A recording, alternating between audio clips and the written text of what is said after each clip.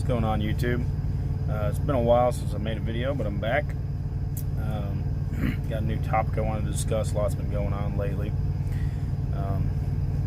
But we be out here truck driving, getting shit done. So I had some inspiration from a friend of mine. Saw some of his videos come across my feed and put a video on Facebook, so I subscribed and checked him out and stuff.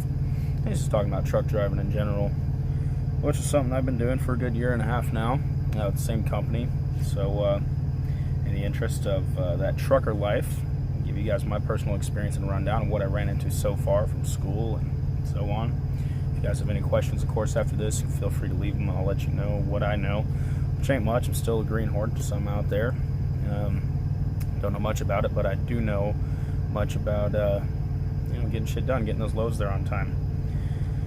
So my personal experience, I started with RBX out of Stratford, Missouri, right after I came out of school.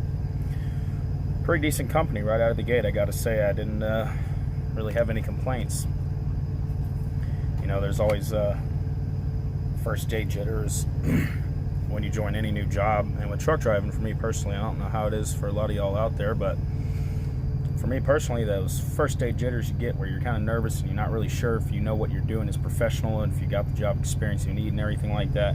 Well, that's not just a first day thing for truck driving. Any company you start with, and I was blessed, I feel, to start with a pretty good company out of the gate that's gonna not necessarily take it easy on you, but show you the ropes and be a good starter company for the first couple years. And but still, those first day jitters, they don't go away quick.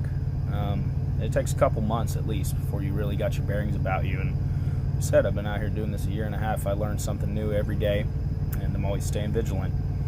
And always making sure I can come home safe to my wife, you know. And anyway, so I took notes on this so this wouldn't just be off the top of my head and seem like I was rambling. I had just a couple things I kind of wanted to go over. The one issue I ran into, and I think this is just a business thing, and it made sense to me afterwards, but it was a little frustrating.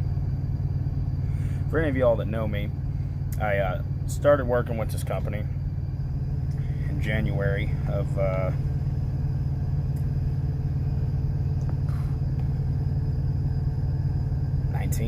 January 19. Did orientation January 22nd, I believe. Started with my trainer in early February, and he went on vacation. He had a vacation planned for like February 14th or something like that. But by the time I had done those 2 weeks with him and run out a couple loads, he basically told my dispatchers, not much else I can teach this guy. I'd be wasting his time. He's ready to go ahead and put him in a truck. So that's what he did, put me in my own truck, which is pretty awesome. Started rolling. I've had like 4 different trucks with this company.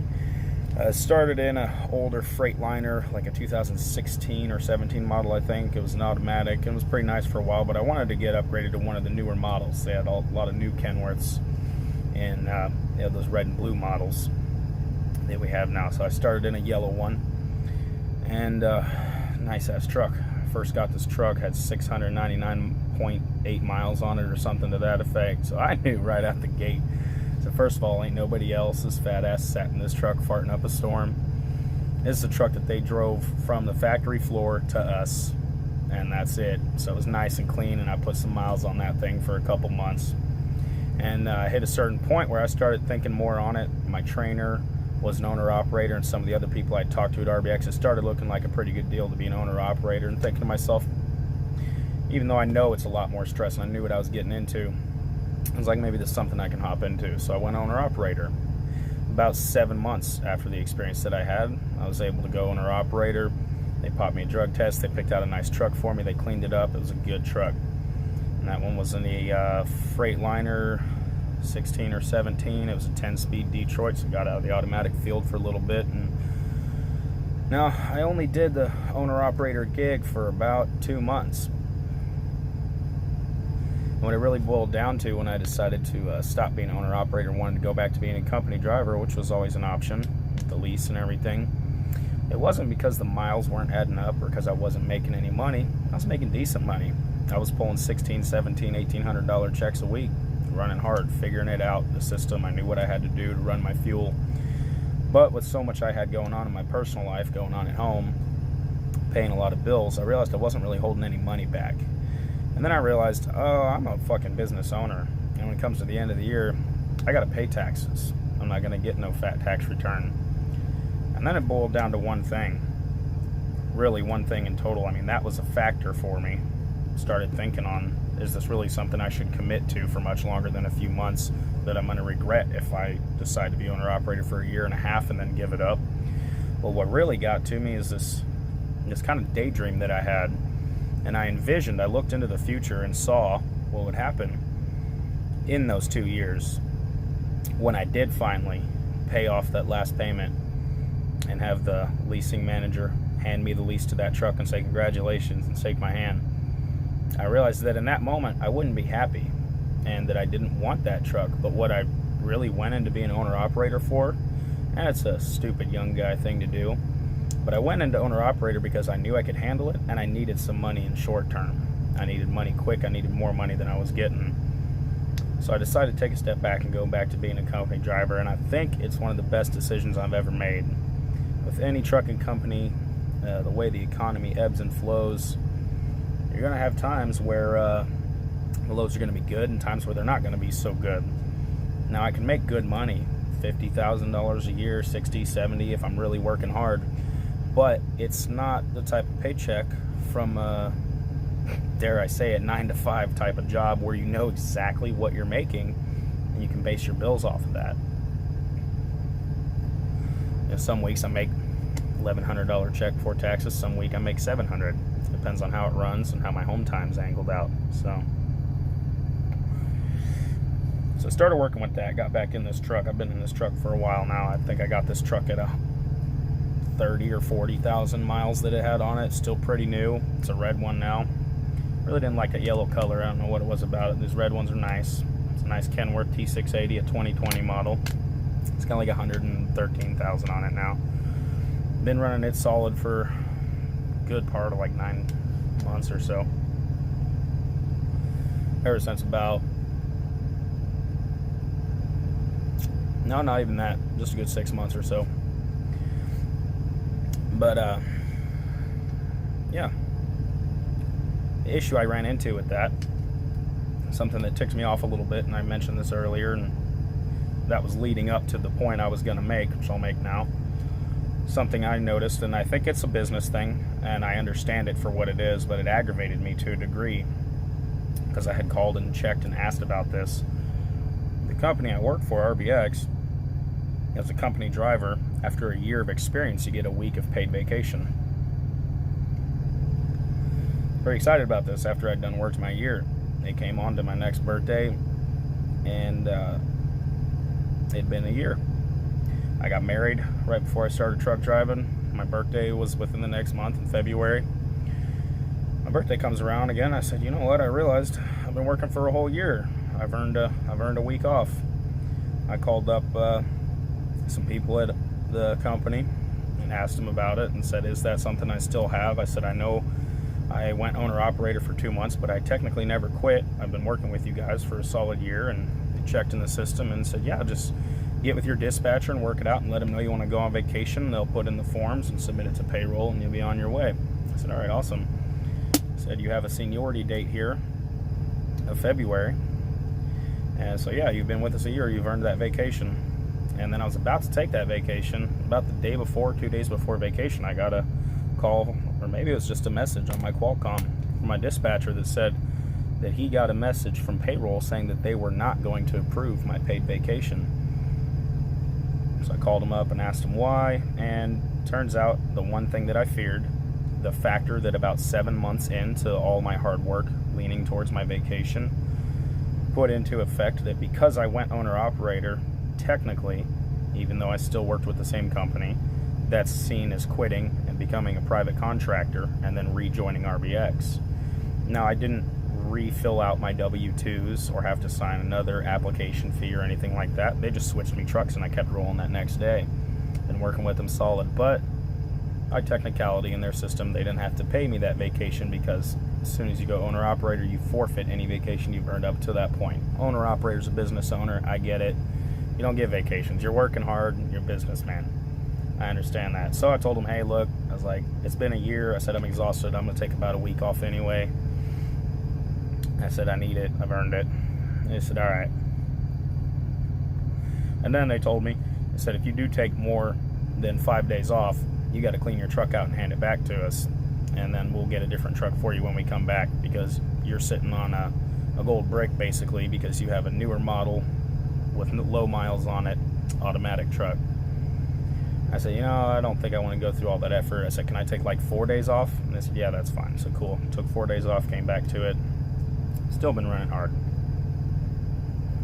That didn't tick me off too much, but there's always plays in the back of my mind that I basically have to work about a year and 8 months, almost 2 years, before I'll actually earn my 1 year paid vacation. For me, it comes down to, the only thing that aggravated me about this was respect. I've always looked at myself as a professional, a consummate professional. When I'm out here trucking, I do my damn job and I know what I'm doing. I don't make mistakes.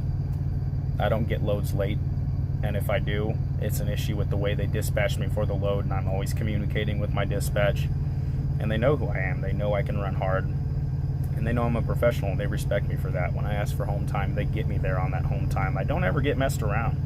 I spoke with a lot of RBX drivers with the same company, some old men, some young guys who just started and things like that, but a lot of people I see complain about not getting the home time they deserve and getting screwed over out of miles.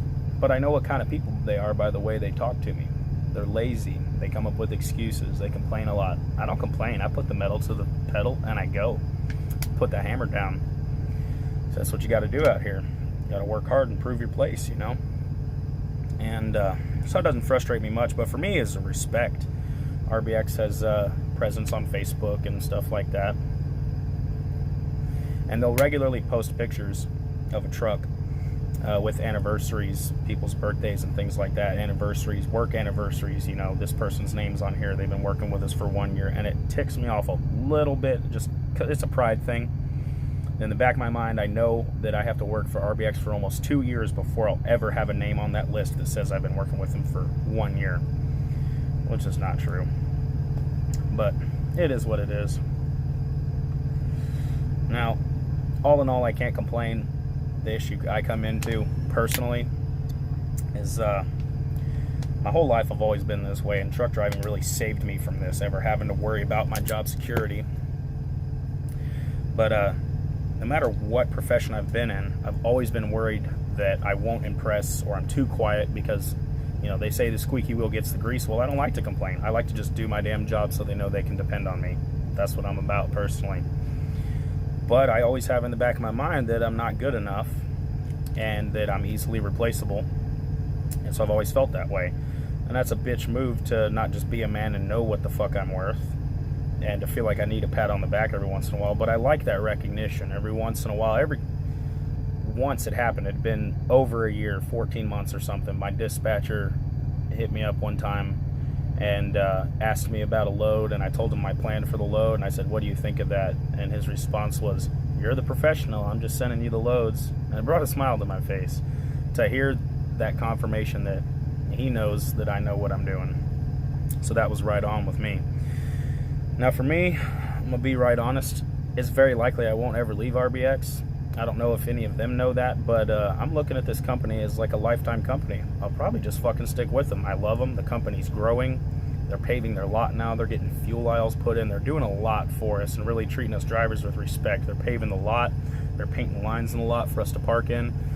When I started with this company, it was an old dirt lot with big pop holes that would rip your air lines out if you roared through there too fast. And now they're putting the pedal to the metal, and they're showing us what they're really made of, and giving us the space to work the best way we can and make us all some money. So it's really great.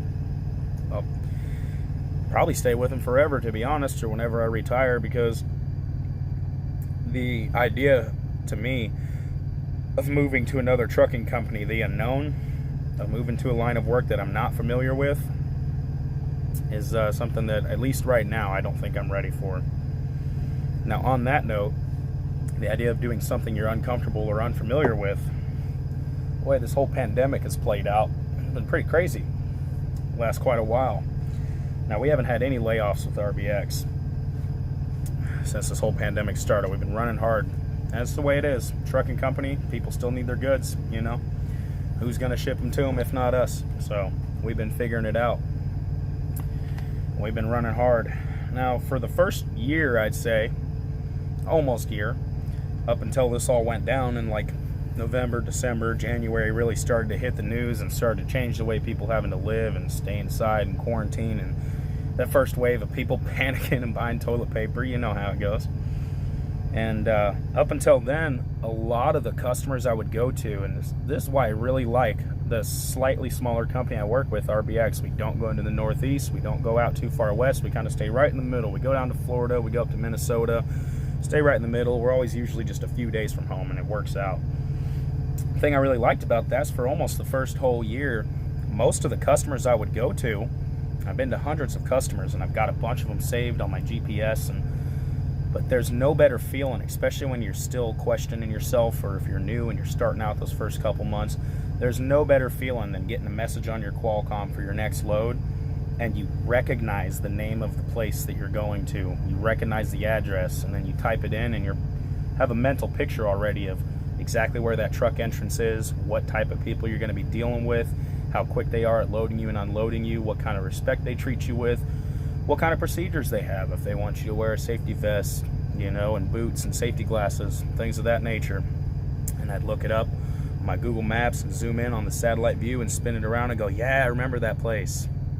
No better feeling than that. So for almost that first whole year, a lot of the places I would go to I would be familiar with. A lot of the places I wouldn't, about half the time. They'd send me, you know, usually do like 4 or 5 different big loads a week, and at least 2 out of 5 I'd recognize. I'd know the place. I know the place I'm picking up. I know the place I'm dropping off. The coronavirus has spun all that out of shape. They told us right out of the gate, they said, this is going to be rough as we go through this. They said, we're going to make sure that we keep you rolling. They said the checks might not be as consistent, but we're going to keep you going. We have a lot of customers that have been shut down because of the coronavirus. You know, find someone at a plant who's asymptomatic or something. A lot of whole entire businesses that we used to run with got shut down. So they did the right thing. We picked up a bunch of new businesses. So now these last couple months, I've been running, these last probably 3 months or so, I've been running mostly to a lot of places I've never heard of before. But even though it's shocking to just still kind of feel like you're in the unknown, even almost a year and a half after running, it's still really nice to be working with a company that's got my back, is going to get me the experience I need. For me personally, I'm not trying to run with the company like some people do just to get a year of experience and then find something better to move on. I'm going to run with the company until I'm comfortable, or until I feel like I've wore out my welcome. And then if I really have something I can't turn down that moves on, maybe. Or I might be one of these 20-year vets who sticks with the first company he drove with, because I ain't never had a complaint with him so far, to be honest with you. You know, you stick with the load for the good and for the bad. Whether you have a blowout on the road, or you get screwed around, whether you got to repower a load, run all the way until you got 2 minutes left on your clock and shut her down and be exhausted. However it works out, I have personal dispatchers and people I talk with at my company that have never steered me wrong, and maybe it just takes me a little bit more time of growth personally to get used to something and be comfortable in it. But I still got them first day jitters. Year and a half later, every time I go out on the road, I find something that I still ain't quite used to yet. But I like it. It keeps the life and excitement in the party, you know what I'm saying? But yeah, that's basically all I got for you guys. Got any questions, comments, concerns, drop them down below. Like, subscribe, click that bell. If you do, don't, I don't care, whatever. If you like my videos, I'll keep trying to post more trucker videos and things of that nature, and just let me know what you think. Have a good one.